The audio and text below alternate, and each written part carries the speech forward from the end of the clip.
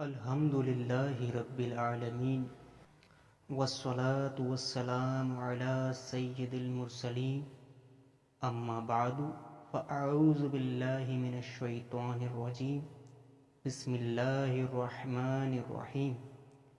فرمان مصطفیٰ صلی اللہ تعالی علیہ وآلہ وسلم، بروز قیامت لوگوں میں میرے قریب تر وہ ہوگا جس نے دنیا میں مجھ پر زیادہ درود پاک پڑھے ہوں گے۔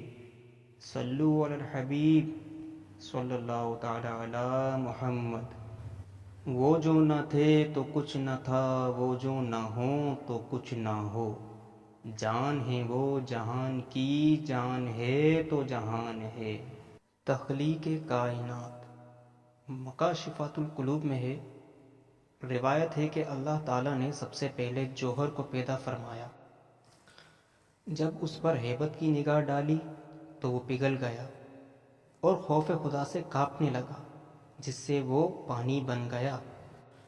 پھر اللہ تعالیٰ نے اس پر نگاہ رحمت ڈالی تو وہ آدھا پانی جم گیا، جس سے عرش بنایا گیا۔ عرش کانپنے لگا تو اس پر لا الہ الا اللہ محمد الرسول اللہ صلی اللہ تعالی علیہ وآلہ وسلم لکھ دیا، جس سے وہ ساکن ہو گیا، مگر پانی کو اسی طرح چھوڑ دیا گیا جو قیامت تک معجزن رہے گا۔ فرمان الہی ہے، ترجمہ کنز ایمان، اور اس کا عرش پانی پر تھا۔ پھر جب پانی میں تلاطم خیز موجیں پیدا ہوئیں جن سے تے بتے دھوئیں کے بادل اٹھے اور جھاگ پیدا ہوئی، اور اس سے زمین و آسمان بنائے گئے جو ایک دوسرے سے جڑے ہوئے تھے، پھر ان دونوں کے درمیان اللہ تعالیٰ نے ہوا کو پیدا کیا، جس کے دباؤ سے زمین و آسمان کے طبق ایک دوسرے سے علیحدہ ہو گئے۔ فرمان باری تعالیٰ ہے، ترجمہ کنز ایمان، پھر آسمان کی طرف قصد فرمایا اور وہ دھواں تھا۔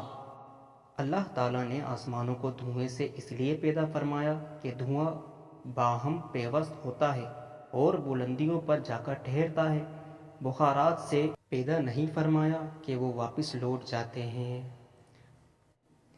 ارشاد نبوی صلی اللہ تعالی علیہ وآلہ وسلم کے مطابق اللہ تعالیٰ نے پانی کی طرف نظر رحمت کی تو وہ جم گیا۔